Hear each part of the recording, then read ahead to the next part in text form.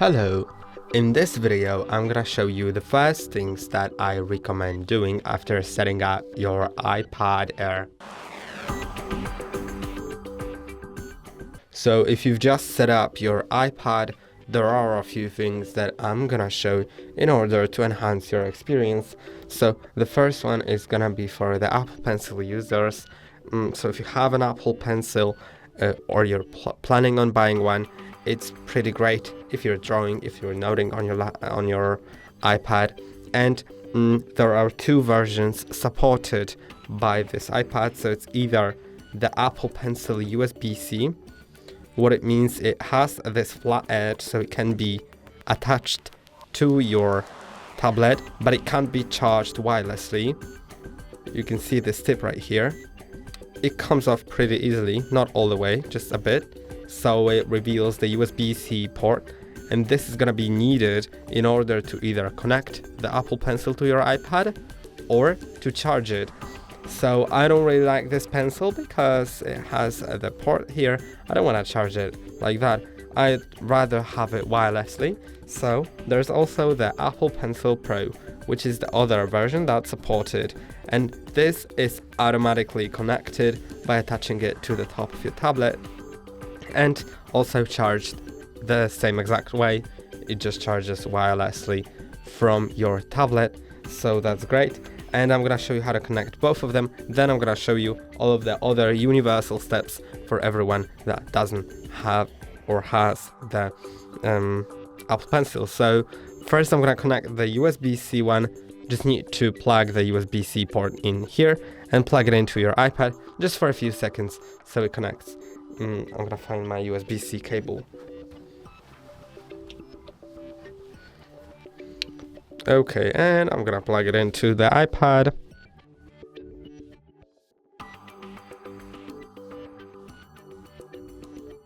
And do the pencil.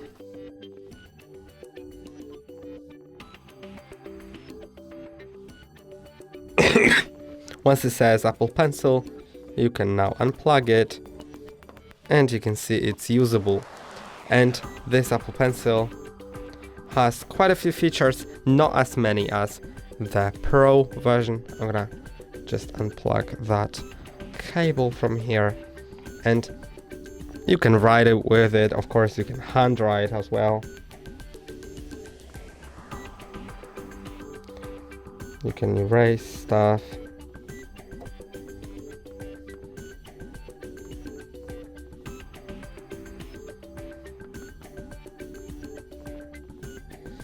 As you can see, you can split words, also join them, but I don't remember how. Here's all your, everything that you need to learn about it, so you can join or separate words in the same way actually, and click on continue, and you can use it. It doesn't have the pinch option to show the tools, so once you're in a program that supports it, there's no pinching. It just doesn't work. Though I think there's the double tap. But never mind. The Apple Pencil Pro is a bit easier to use. Just snap it in at the top. It says Apple Pencil Pro. And it's connected just like that. And it has the pinch option, you can see. You can also draw with it, of course. Double tap to change to eraser or back.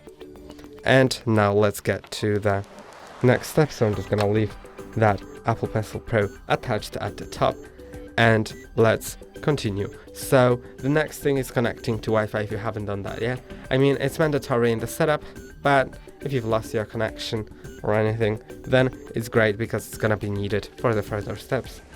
So go to settings, then Wi-Fi, make sure Wi-Fi is enabled, and select the network you want to connect to. Enter its password, and if it's correct, it'll connect you. Now you should go to the general and software update.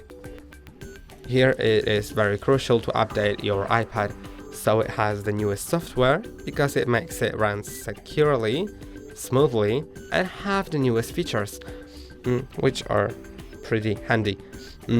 Now let's get to the next step, which is adding the Apple account, because this is another step that's very important, since without it you can't add your iPad to the Find My app and can't use the App Store, the iCloud and everything else. And I think the Find My is the most important one, because in case something happens with your iPad, like it gets lost or stolen, then you can track it, you can erase it. If someone erases it, if they find it or steal it, then they won't be able to use it, so there's a higher chance of them returning it to you, and you still will be able to track it all the time. So that's really great. I'm gonna sign in manually. Just enter the email.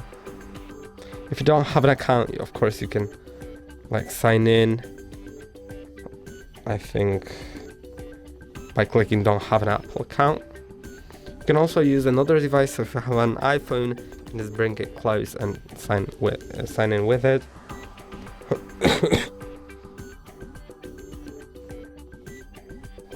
I'm gonna enter the password of camera. Okay, and now it'll ask me for my verification code, which is either on my iPad, on my iPhone, other iPad, MacBook, whatever. So I'm just gonna get it and get back to you.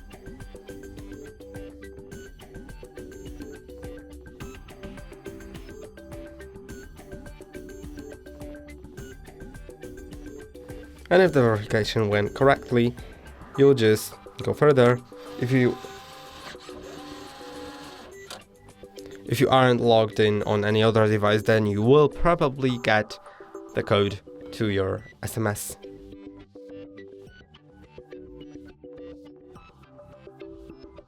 And now I'm signed in, so since we can go to the App Store, which we can update apps in for the very same reason as we're updating the software.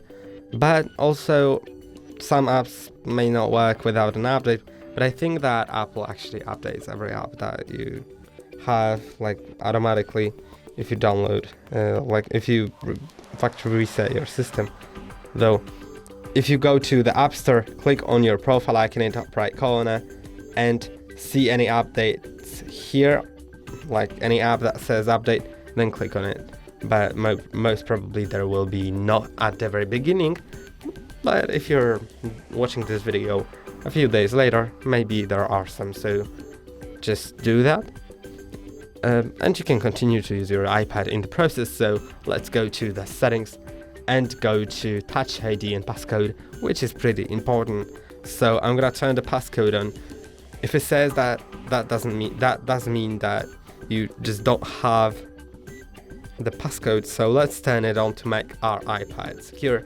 And I need to warn you that in case you forget your passcode, there's no other way to restore it than to erase your iPad and later on sign in with your Apple ID. So do your best not to forget it, but I think it's still worth it so no one else besides you has access to your private data that's stored. I think I've done it wrong, so I'm gonna cancel that and try again.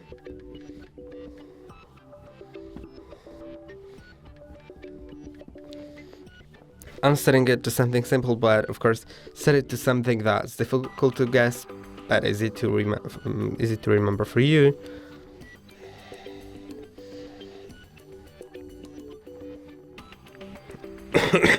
And now let's add a fingerprint. This is a very secure thing, so I really recommend doing that.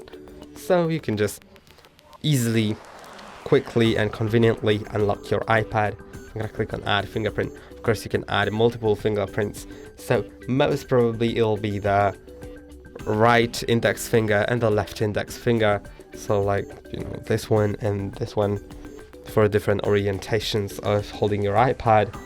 Just tap it on the sensor, which is of course on the power button, tap it, lift it multiple times so it scans your finger, and move it between its scans so it scans the whole area. Now click on continue, do that again, but this time scan the edges more. Just like that.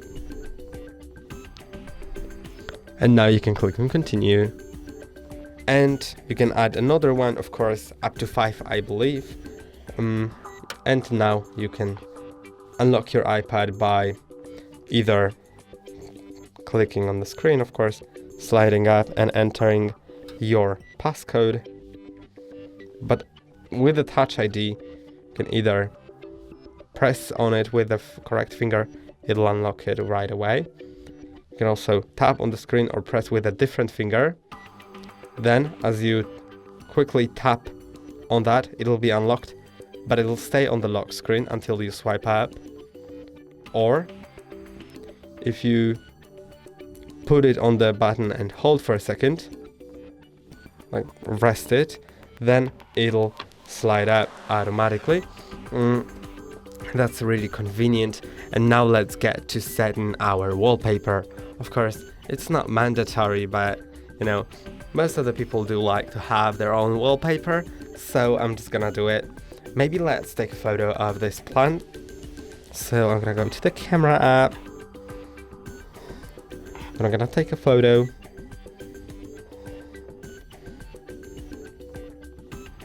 Yeah, it's not the worst one that I've taken, so that's pretty great. Let's get to the settings now and set that wallpaper. Of course, you can also choose from different wallpapers provided by Apple or create your own one, like with emojis or something. So click on add a new wallpaper, then you can select the ones provided by Apple. Of course, you can select the emoji, the color, whatever, live photo, photo shuffle, or what I'm gonna choose is the photos. Okay, now I'm gonna select this photo, of course. You can adjust it, you can swipe between different styles. In these different styles, you can set colors of it, but I think it looks the best with the natural one, with these colors and stuff. You can change the clock style if you want, of course. I really like this one.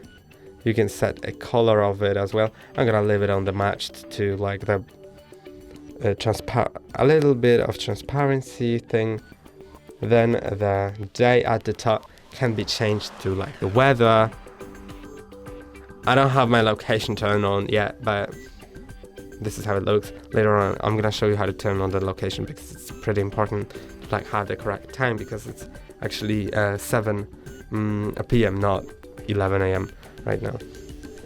So here you can add the widgets if you want, and they are gonna be shown in the horizontal view on the left side, in the vertical view below the clock. So you can add like calendar, batteries,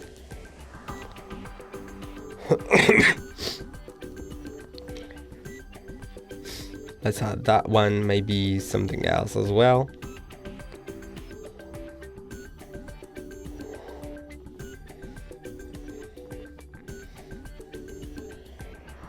Maybe a list of reminders, and I think that looks great. There are also a few things that you can also do, but I'm gonna click on add.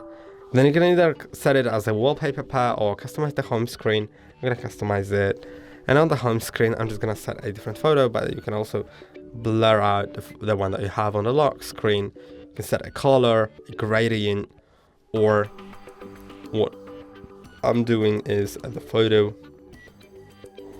I've recently taken, like this one probably. Yeah, I think it's good enough, but maybe let's add a style into it. Like that, and click on done.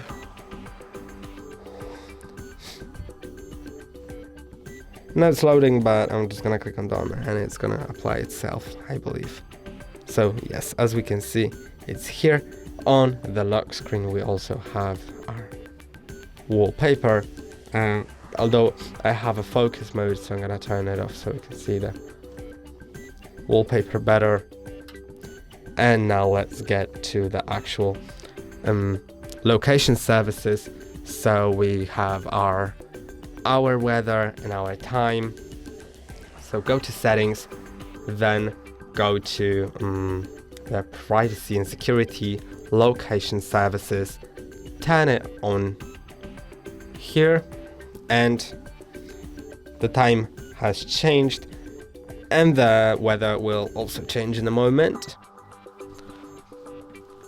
And now we can get to our next step, which is adding the Apple Pay. Of course, this is optional, but if you want to pay with your iPad online, like by selecting the Apple Pay, for some merchants it's available. You can just then double click on the button, I believe, and just like verify with your fingerprint. That's great.